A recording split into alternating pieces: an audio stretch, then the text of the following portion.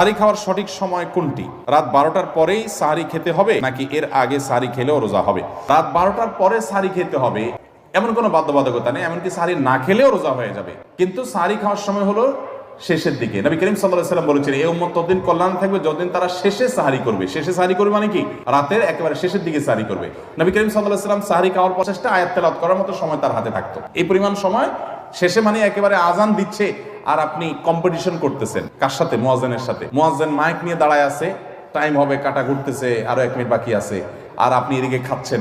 আপনি চেষ্টা করতেছেন মুয়াজ্জিন আজান লাগে খাই শেষ করবেন, মুয়াজ্জিন চেষ্টা করতেছে টাইম মতো আজান দিয়ে দিবে। এই যে হুলস্থুল কম্পিটিশন, এটা কিন্তু এই দেরি করে সাহারি খাওয়া সুন্নত না। অনেকে সাহারি দেরি করে সুন্নতের মানে বানিয়ে নিছে একদম লাস্ট মোমেন্ট পর্যন্ত। না, 50টা আয়াত তেলাওয়াতের সময় থাকা মানে কিন্তু অনেক সময়। নবী করিম সাল্লাল্লাহু আলাইহি ওয়াসাল্লাম সেভাবে সাহারি করতেন। অনেক মুরব্বীরা আছে এটা 12টার সময় সাহারি খেয়ে শুয়ে থাকে।